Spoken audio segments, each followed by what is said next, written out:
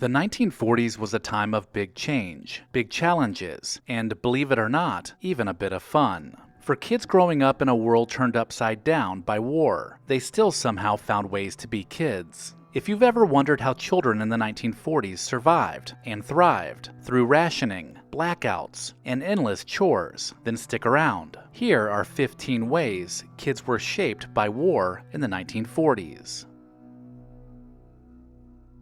Recollection Road is proud to partner with LEGACYBOX. If you've considered preserving your family's memories, then watch until the end of this video to see how LEGACYBOX can help you do it. For many kids, school was a couple miles away, and there was no such thing as a ride from mom. They walked in snow, in heat, and sometimes in shoes that had seen better days. It was just part of life, and no one complained. It was an early lesson in showing up, no matter what.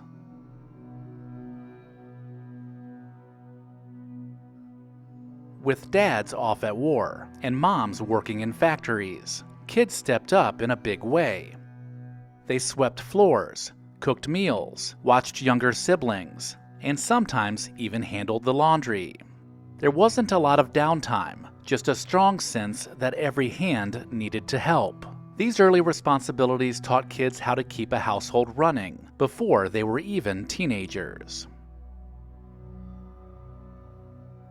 Victory gardens weren't just for grown-ups. Kids were out there planting seeds, pulling weeds, and learning how to feed a family from a patch of dirt. In the kitchen, they learned to stretch a meal and make do with what little they had.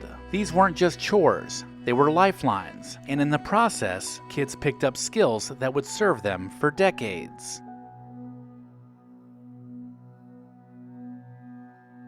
There were no video games or on-demand shows. Instead, kids turned sticks into swords, boxes into forts, and sidewalks into chalkboard masterpieces. Imagination ruled the day, and boredom was solved with creativity. You didn't need much, just a few friends and a little time before the streetlights came on.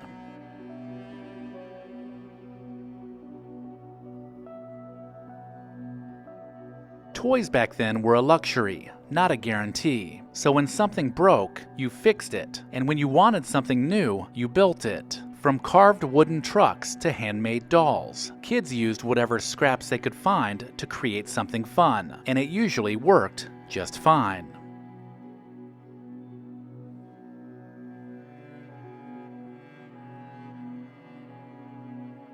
Back then, when your shoes had holes, you patched them. When your pants tore, you sewed them. Children learned how to make things last because replacements weren't coming anytime soon. That frugal mindset built a lifelong respect for the value of things and the work it took to keep them going.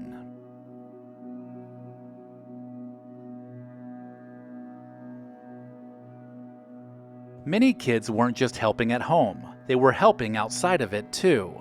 Some delivered newspapers or groceries. Others worked on farms. These weren't jobs that paid allowance. They were real contributions to a family's survival. And with every paycheck, no matter how small, came a growing sense of pride.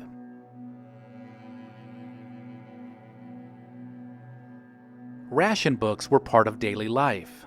Sugar, meat, gasoline, even shoes were hard to come by. Kids learned early on how to ration food, make meals stretch, and live without the things they wanted. It was tough, but it taught discipline, patience, and the difference between needs and wants.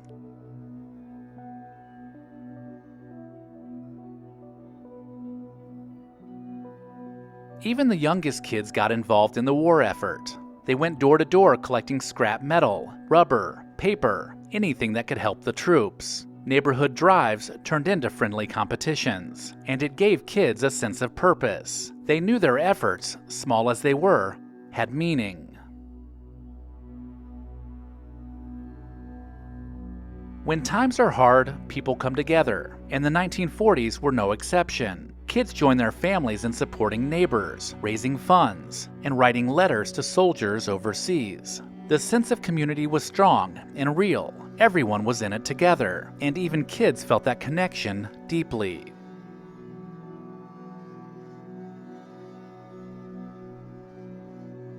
Life moved fast during the war. Parents went off to serve, families moved for work, and routines changed overnight. Kids had to adapt without much warning. They learned to be flexible, to roll with change, and to accept that tomorrow might not look like today.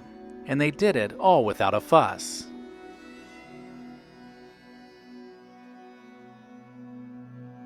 Even at home, the war felt close. Kids practiced air raid drills at school, learned how to huddle in shelters, and covered windows during blackouts.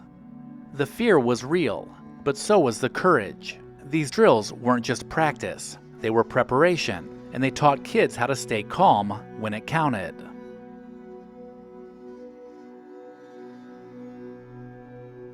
Kids of the 1940s knew what it meant to give something up, whether it was chocolate, new shoes, or even having the lights on at night. They understood that some things were more important than comfort. They learned to live with less, not because they wanted to, but because they had to.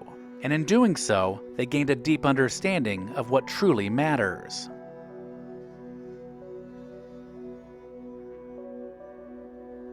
Every day brought questions without answers. When would Dad write? Would he come home soon? What if the war came here?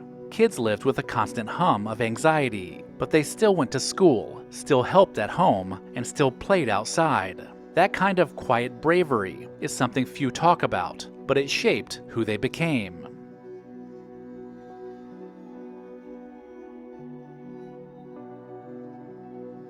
The hardest part of all was the separation, and sometimes the loss. Many children grew up with a parent overseas, missing birthdays, holidays, and the comfort of a father's presence. Some never saw their loved ones again, and while their childhoods were marked by absence, they carried that strength into adulthood, forever shaped by what they endured, and also what they survived.